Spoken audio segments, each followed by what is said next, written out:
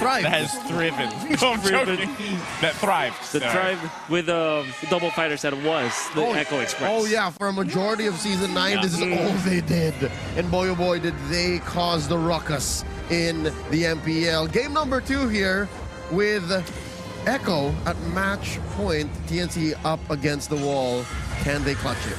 Yeah, and so again, this is going to be crucial for TNC to allow SD to have a good time, good rotation.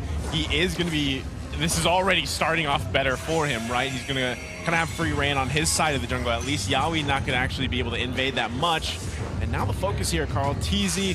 This is where we see who grabs this first minor, very minor objective. This Lith Wanderer, it is probably just going to go in the hands of TNC. Retribution comes out, and they grab that, they're happy with it. Now, one thing that we can say about SDCYZ with the THAM is that it's very quick, and that's the nature of the THAMs, which is one thing that you have to exploit, really.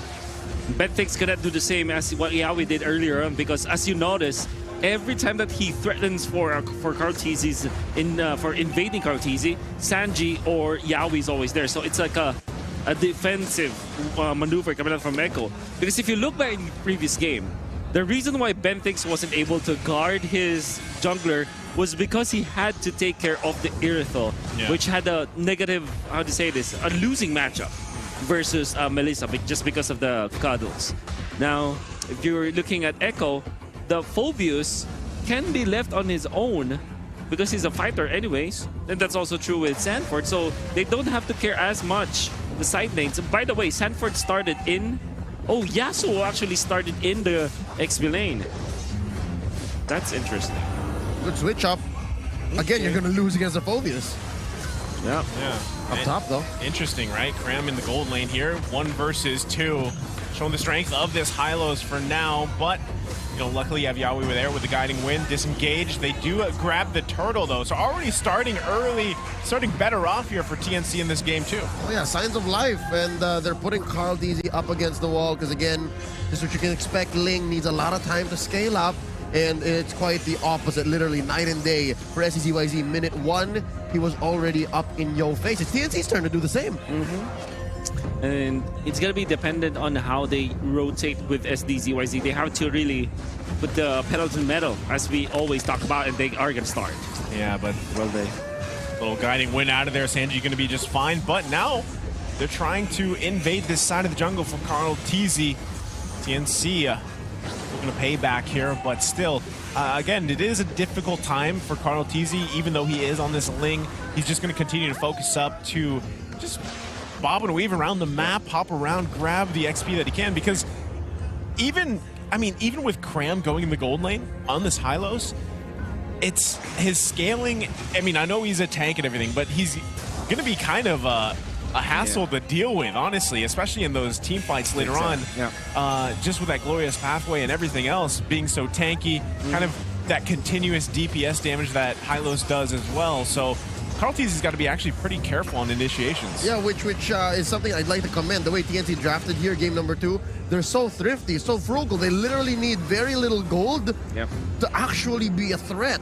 And Echo is quite the opposite. Again, I said how much night and day these two lineups differ, but now even in terms of items and effectivity on the battlefield, Echo needs about, what, 5 or 6 more minutes to even start calling fights. That's right, and they have to really just give it all to Cartesi. He's going to be doing the heavy lifting when it comes to the damage department. Surely you can expect some of that coming up from Benny Curie, but the way that this lineup is designed, it's not going to be focused on the marksman or the gold laner. The position 1 here for Echo, the real funneled position, is going to be Cartesi's lane from the jungle. Yeah, and you can see they're already going to give it a go here on the bottom side. Cram now switching, right? They've switched the lanes once again, but Turtle's going to be up here. It is grabbed by SD. So very nice on the objectives this time around for TNC. The thing is, can they convert that later on into these skirmishes, these team fights that are going to happen? Because as of now, there's no first blood just yet. As quiet as it was. These kinds of games where it is very quiet when it comes to the kill department, surely Echo likes this, especially if the lead is just 500. Well, they're going to crash down here on the top side, deep into territory. Yasuo going to be fine, though. Crossbow of Tang is popped. King Solomon joining the party, doing the damage that he can, does have the black shoes. Ben Thing's now there too. Can't get a target though. Thought he was gonna look for something, but does not have the Way of the Dragon available to him. If he did, that could have possibly been the first blood for TNC. And Echo didn't even wait for their timings. Interesting to see that when they saw that there are a few members of TNC up top, they saw it as an advantage or a little bit of an opening. They already started with the ultimate, but the moment that they saw that they cannot get a kill, they dispersed immediately and just went back to farming. So these are some of the minor openings. It's like when you're going for, when it's a boxing match, right? You just throw in some jabs in there, waiting for your opening. They found a slight opening in the defense of TNC, but the moment that they saw that there will be a counter punch, they immediately retracted back to their position. Peaceful scuffle is what it is. Oh, Yawi committing the flicker. Circle Eagle comes out. Yasuo going to be the next target here. Does get terrified. Still going to be okay, but deep under the turret. Demonic Force goes. Benny Cutie grabs a kill. And now it's Carl Teasy here. King Solomon going to be in trouble. Has to back off for now.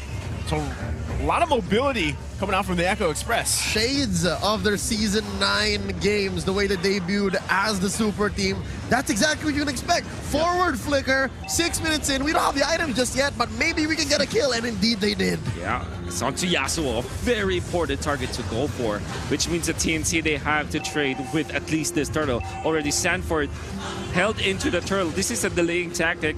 Gonna be buying a few more seconds as Echo is able to take up the push top lane.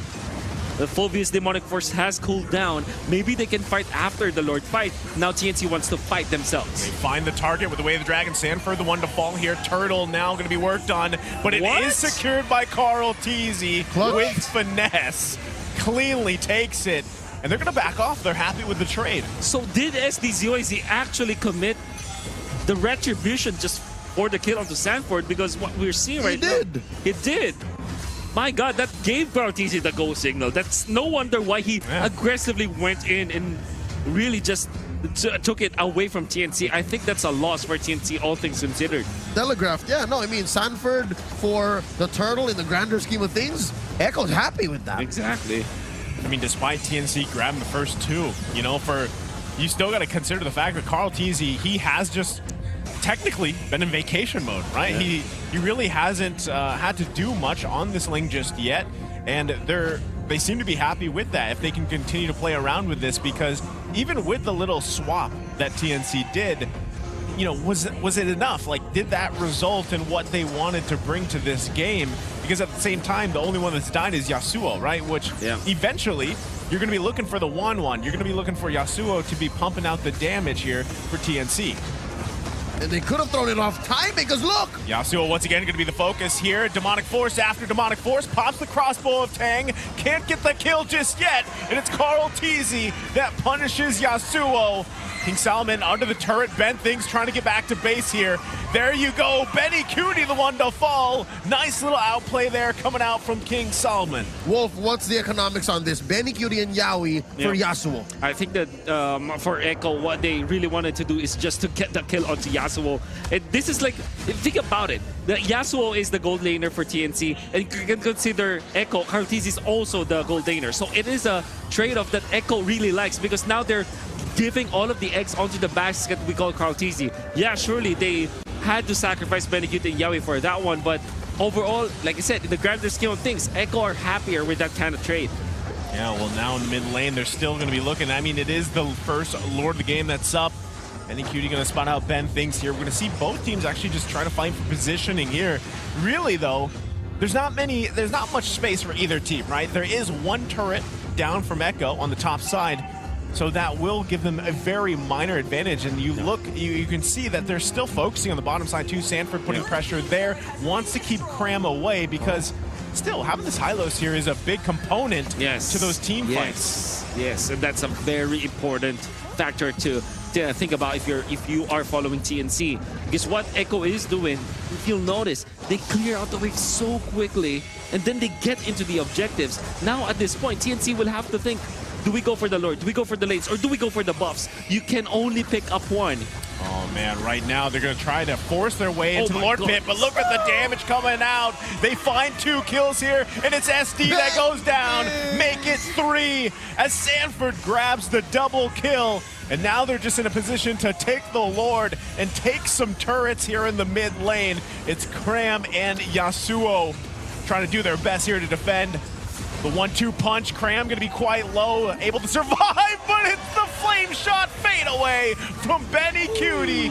They grab the Lord, they grab the turret. Benny, what a menace. Could have sworn Cram was confident saying, I can get away, we'll come back, we'll defend, but no, Echo still pedal to the metal, forcing it. They might even get this tier 2. Yep. We're just talking about confidence. There's one player that you can be confident playing the fighter in the gold lane, particularly the Phobius. That's gonna be Benny Cutie. He's already signed that. It's already patented for Echo when Benny Cutie is playing that they are gonna have a good time. And it not only does it give so much of a space for Echo, it's a direct counter to something like a 1-1 who happens to not be picking up any advanced attack speed item. Because if you're playing against the Phobies, you want to rush that Wind Talker and the Corrosion Scythe. This time, with the Demon Hunter sword, surely it can pierce through some of the tankiness of Echo, but you still cannot dodge the Demonic Force. You want to build up on attack speed so that you can at least try to outplay Benny Cutie on this Phobius with the Demonic Force, but it's not yet available for TNC. Well, right now, TNC has to defend against this Lord. It is just a normal one, so it should be made quick work of. But Echo actually looking to just put some pressure here on the top side. Benthing's going to get poked down, looking to grab the first inhibitor turret if they can.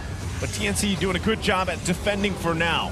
Keeping it together. Echo's going to start choking out the resources that TNC has in their own side of the jungle, shrinking their effective space to farm. And there's an engage!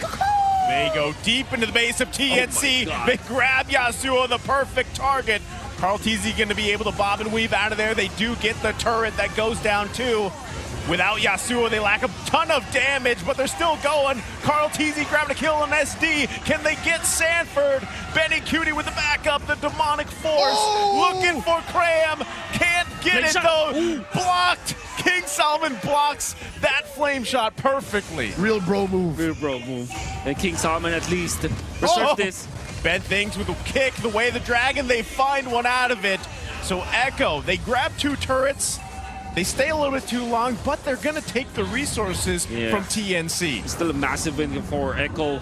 And you can see ROTG just biding his time, waiting for the moment to start. That True Ling playing like a sweeper for his team. And Echo already starting with the confidence of Yaoi as well as Benny Cutie. And TNC is finding it so difficult when the fights do erupt. When it comes to defenses, they do have their tools, but when it comes to a full 5v5 fight, it seems like Echo have their number. What's Benthings thinking here? Going for the conceal. Oh, just trying to rotate into those bushes. Yeah, I think he's just trying to get away. He's, you know, Carl TZ was there. Again, the next Lord is now up. And, you know, Carl TZ to be able to spend the early game in vacation mode. Now he's sitting on 4 kills, picks up the BOD. He's in a good position here to, I mean, this is what everybody wants to see from a Ling, right? And this is the time to shine, basically.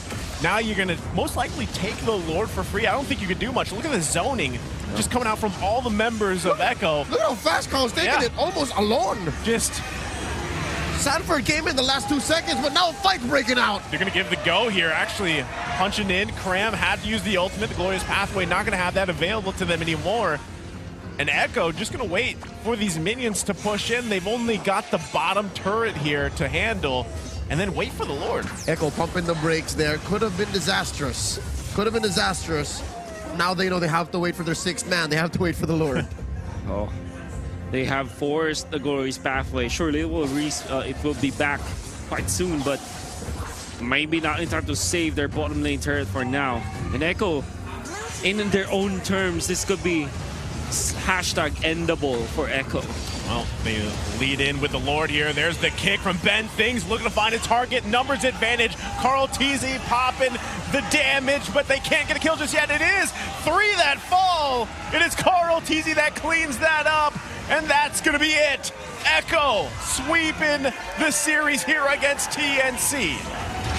Classic Echo Express fashion with a double fighter setup and a funneled Ling in the hands of Carl TZ. Surely we gave him the Barretts in the previous game, but for now we're back in more Carl TZ-esque kind of heroes with the Ling and Lord Shen being very proud of that performance. Is that Gary Oldman? It is Gary Oldman. That's Gary Oldman from the hit film